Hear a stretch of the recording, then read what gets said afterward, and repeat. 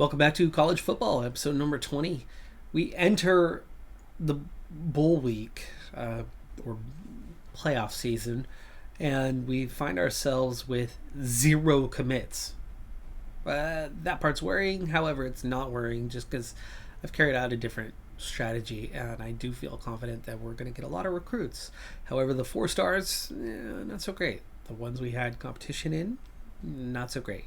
But we had a lot more players that were interested in signing with us, and I do think we're going to have a pretty dang good recruiting class in the end. But before we get to that, as we are no longer in a signing period until the playoffs are done, we've got our bowl game against Marshall. Fellow 6-6 side, fellow 4-4 in their conference side. We're an 80 overall, they're a 66 overall. Should win quite comfortably, but things have been difficult for the team at times, and it's up to me. I've got to go out and play the game. Here we go, in heavy rain for this game. Veterans Bowl, we played this one before.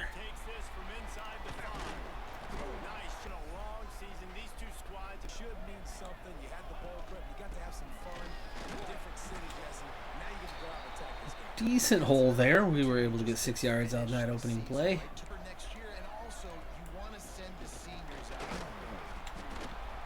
Third and 1. Oh, yes, we bounced off the first tackler. And that was enough to get the first down. Otherwise, they had us stopped. Let's go to the air for the first time.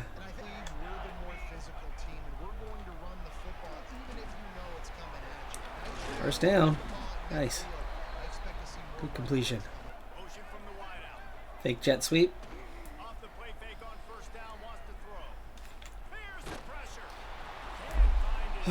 The only guy who was kind of open and was my last read, and by the time I saw it, I was hit in the act. Let's go back to the ground. It's funny how they mentioned, oh, terrible blocking there by number 51. Not only did he fail, but somebody, oh, that wasn't the running back who got hurt there. That was a lineman. But 3rd and 12, now we have to go to the air.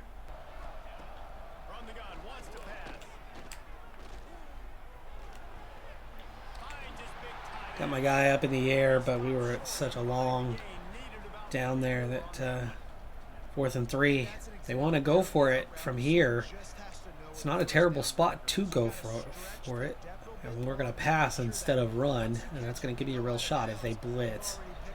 If they come in on me. So triangle and X.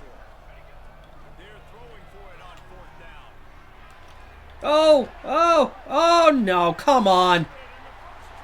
You gotta be kidding me. That ball just ping-ponged around.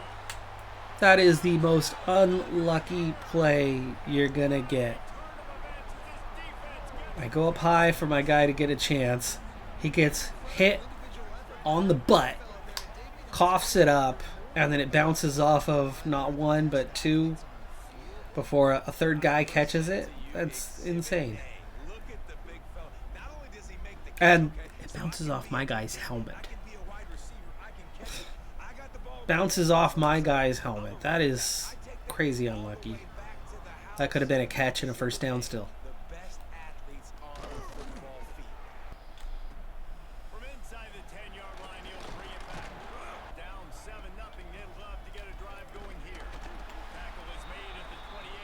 Got caught from behind, but had a little bit of momentum to carry forward at least and get 3 on that.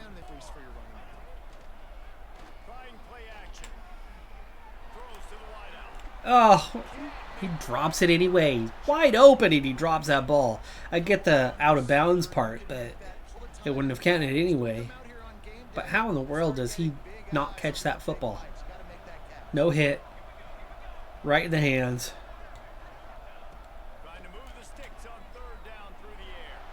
1v2. Oh, and it's intercepted. Oh, and now he's going to... My guy's got him literally wrapped. I'm fucking done with this game. You gotta be fucking kidding me.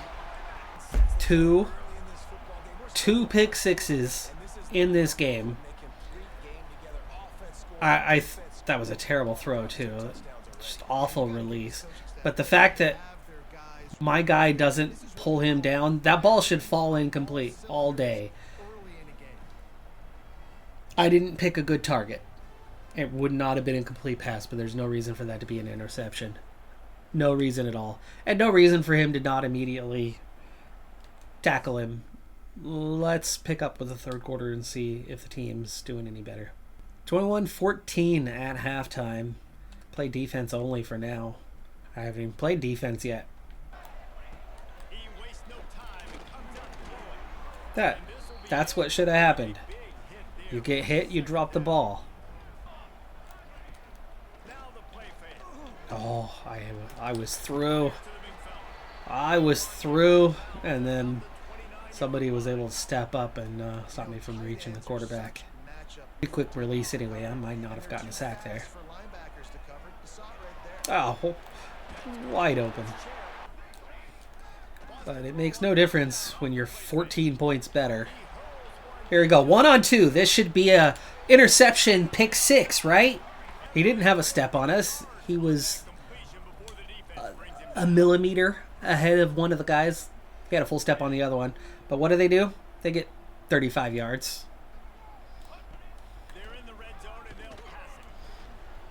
Again, wide open. This is why I don't like playing the game. It's just so unrealistic how effective the other team can be, and then how difficult you can find it with your team.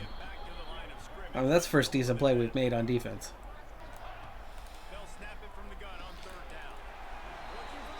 Ball was thrown way... Oh, it wasn't thrown way behind him. It looked like it was. That's first down. First and goal. What tough field position. There was nothing tough about the field position. Good stop. Up!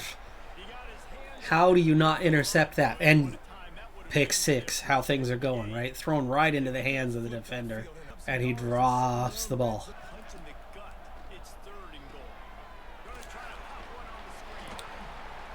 Tackle.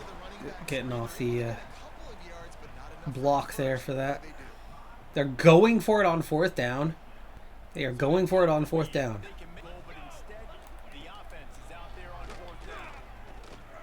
I flushed him out, and no help came. I essentially created that touchdown just because I had no team support. That's me running at him. Into the 4th quarter, still down 14. No score. 3 and out from the offense. All right, let's take it to the end of the game. I've done enough damage today. 35-21 final. They've lost. Difference being those 2 pick 6s at the beginning.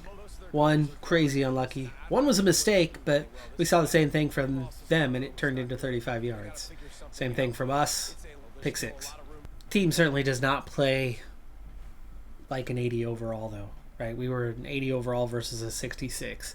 And while I was making mistakes, it wasn't any different when we weren't playing. The team didn't outscore them at all. Clemson, 8 seed. Over 6 seed for the national championship. Texas A&M, 59-29 with a 30-point victory. Both teams had their struggles this season, but it is Clemson who are this year's champion. Well, the players list on those leaving should have been pretty dang short, but we had such a struggle down the stretch. The last 3 games all being losses that I fear it's going to be a little longer than I expected, but definitely not 20. Persuasion-wise, we have 5 chances to bring guys back. We've got 3 players that are in 80+, 2 left edges, Ramirez and Boenzi. Aziki, recent recruit. That one sucks that he's leaving, as I figured we'd keep him around a little bit longer. Freshman kicker. First one playing time related. Oh, it's a short list. Just 11. And as for the seniors, only 2 of them are 80+. It's low chances kind of across the board, so we'll see who we can hang on to. Really starting with those 3 best guys. And that's it. We failed all 5, so we will lose 11 players plus graduating class, which will include a total of 5 players that are 80+. Well, that's really disappointing. I figured a 500 record and making a bowl game would be positive for a 1-star prestige program. That should be a really good thing. We've dropped a half star. We do get our third player in school history, though, being drafted. Tight end, 91 overall. Second week of our 4-week finish to the recruiting season. And it's looking really good for like 32 guys. The other 3 are the maybes. The ones that have been battles that we've been getting chased. And this is Marshall, who we just played in the bowl game. On paper, we're a much better team, but they beat us, and they might get the signature here. The other 2 are similar. Right now, I'd say Madavi's a toss-up. Here's the other 2. It's Proctor, Boise State, during the playoff stretch, during the bowl games, even though we started the bowl games ahead of him, and we were committing 50 hours, and there was nothing else you could do during that window, we came out of that window with them ahead of us. But they have not been pitching him the last couple of weeks, and we've pulled back ahead and look at this point like we're likely going to get his signature. The last one is Shipman, and it looks like he's about to go to Arkansas. Madavi, even though we were comfortable and we were hitting the commit status for this week, it didn't happen, and Marshall is now being given a chance for a recruiting battle on this final week, and I don't think there's anything extra we could do besides send the house. There's not. That's the maximum 50. And Shipman did choose Arkansas this week, locking us out, so we didn't get a battle here, even though it was close for it. That gives me 1 spot on our now 34 that we're recruiting, so I'm going to free up 55 hours anyway so that we can offer somebody and then send the house. It shouldn't be hard to free up 5 more hours, especially when we're looking pretty dang comfortable in a lot of these spots. In fact, this is somebody we could easily back off on. They were offering. They're not now. I have 65, more than enough. And I've decided the one we're going to go after is the last 4-star recruit, who we pass on a deal breaker, play style, not by a lot, but we pass. He needs a C+, we have a B-, 258th best player in the country. It would give me 5 wide receivers. I could probably shift one of them over to being a corner, but I think it's well worth it to make that move. I'm short on guards, but guards are not in good supply right now, and I've got extra tackles and centers to help fill those voids. So we're going to go 50 hours in. I don't know if that's going to be enough, but we'll give it a shot. We are not on his list. If they were interested, it would be an easy sign. In absence of other offers, all we have to do is crack the top 8, and outside of their number 1 in Pitt, there's a pretty healthy gap down to Middle Tennessee there at number 8. Wouldn't be the hardest thing in the world to try to crack that, depending on what he's looking for, especially if it's something along, the lines of playing time, in which we have an A+, and we could have a pretty healthy increase to his interest level. I still have 10 hours to give to somebody. I should have 32 to 33 locked with a legit shot to get a class of 35, and all of them at 3 stars or better, including a handful of 4-star guys. I think it's 4 or 5. Got 34. I got to 34. We almost got the full class of 35. There are 4 4-star recruits here. Yeah, in the end, we got 4 4-stars. Oh, and that last guy who would have been our 5th 4-star, the last one we added in that we sent the house on, signed with Pitt, which was the number 1. So they came in at the last second and gave him an offer. Just 2 athletes in this class, so it's going to take a little bit longer. One of them is David Proctor, 4-star recruit, dual threat quarterback. Now the question will be, do I want him at quarterback? Well, he's a 76 halfback, 75 tight end, or 73 quarterback. It seems that's going to be one of the positions. Well, the first thing I notice is he would be a huge upgrade at tight end, and we are very thin at tight end. At halfback, he would be pretty much on par with the top 2 guys. They're young. The whole group is underclassmen. And at quarterback, he would be backing up Stumpf at least next year to take over probably the year after. Certainly would be a good fit there. But there's already 2 true freshmen coming in. He's only a 73. It's not like he was that far along. And halfback at 76 definitely is not going to happen. I think his best thing is playing at tight end, where he'd really help us. Even Bland, the other athlete, is going to be fitting in on the D line. It looks like that is the most logical place. First thing that stands out to me is we have 6 defensive tackles. We have 7 right edges and 1 left edge. But that means there's 8 on the edge where we're a little thinner. So I think he needs to be an edge. And the first obvious thing means left edge, right? That's where we need it the most. It's all freshmen, whether it's redshirt or true, on that right edge. Holy crap. So we'll put him on left. And now I'll balance out the positions and see if anybody's got some better fits here and there. 2 true freshman wide receivers coming in, mid-70s. Those are 2 4-star guys. They will be very, very welcome additions to us. Lamb as a junior does not fit very well. In fact, he's better as a halfback, so we're going to move him over. Yeah, there's a new third best option. I like it. There's Proctor, 7 points better than anybody else in the class here. Though the junior, you would think, would level up pretty well and get to about a 75 for next year.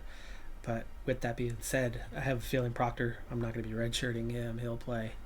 End of year, we get the level up. I'm still shocked, though, that we dropped a half star after a 500 season. I would understand it if you were a 3.5 star or better, that you might lose a half star after a mid-pack kind of season like that. But for a 1-star program, to make a bowl game is a big deal, regardless. That is a big deal, and that is plus prestige, not negative prestige. But I guess we can agree to disagree with EA Sports anytime, every time, right? Well, the new build for next year, now I've got positions decided and divvied up. We've got only a single guy worried about playing style for next year. We've only got a single guy currently worried about championship contender, and that's with a D rating. And then pro potential is only a single guy, so that's 3. Plus playing time appears that 4 players are going to be worried about that for next year.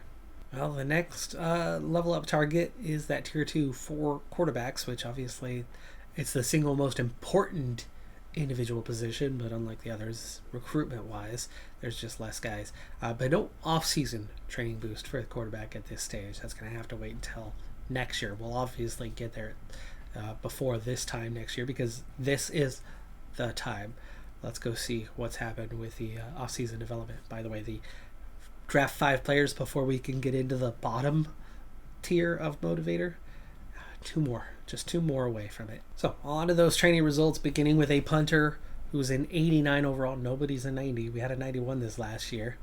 Awasika, the wide receiver who set some records for us last year, he was already an 83, but he's back for his senior year. He's an 85 overall. I'd give him a chance to go drafted late with those kind of ratings, and he had a solid year last year, and Stumpf is up to an 84. I think the pair of them should do pretty well. We've got a corner who's an 84, and there's quite a few guys on this list that are 80 plus. That is good to see. It's a lot more than what we had last year, and some of that's redshirt freshmen. Mid-70s and above is a lot of guys too, and by the time we get to below 70, there's hardly a guy left. Our weakest player in terms of development is a 67 overall, and these are all redshirt freshmen down here besides a left guard. So that gives an 84 at quarterback. That gives us an 80, a 76, and a 74 for running backs. A couple 73s at fullback. Wide receiver, an 85, a 76, a 71. Tight end, 74, 70. Left tackle, 78. 76 for left guard. No gain though, that sucks. Center at 76. Right guard at 82. That's a big jump for us. Right tackle at 78. Left edge at 74. Right edge at 76. D tackle, 83. Strong side linebacker, 77. Mike, middle linebacker, 76. Will, 80. Corner, 84. 83 for the free safety, and 79 on strength safety. That was a really weak position for us for a little while there. 83 for kicker, 89 for punter. Overall, 6-6 is a disappointing 6-7, with the bowl game not helping it any, because I feel like we could have done better with an 80 overall. It looks like we're heading into the new year with a 79 overall. But here was the thing. We didn't lose very many guys. Graduation-wise, there wasn't that many leaving, but there was definitely some quality leaving. There was definitely some starters leaving. And we had a massive class of 34 recruits coming in, which that naturally, being more than the guys going out, even though development comes along, we just shifted to being a younger team. Younger team means lower rating. So even though we are now just a 79 overall instead of an 80 overall, I think we are easily just as good as we were last year. But no 91 overall tight end to help carry us. But better quarterback, better first wide receiver, better running backs. We didn't lose key guys. I think we'll be okay. We lost a couple. I think in terms of graduates plus transfers, we lost 6 or 7. Pretty good players, but through development and with the amount of quality we've been recruiting the last about 3 years now, it's all still underclassmen, pretty much, right? When you include a red shirt and a group now just coming in, the guys maybe some just finished a true sophomore year, but most would have redshirted or we got a ton of freshmen or redshirt freshmen on the roster right now, and we're still a 79 overall. I think this team's going to easily be capable of winning 6 or more games in the coming year and dropping to 0 stars, because apparently that's how it works. That's going to do it for this episode. Can you tell I'm bitter about that? Makes no sense to me. Let me know in the comments whether you think that's realistic or not. I don't think that system makes much sense. I think based on your prestige, your performance needs to be relative to prestige. 6 wins, making a bowl game for a 1-star prestige program is a good year. 6 wins for a 5-star program is a terrible year. Balance. I'm Decathlon Gamer. Like, comment, subscribe, and I'll see you next time. Have a good one. Be safe out there. Bye for now.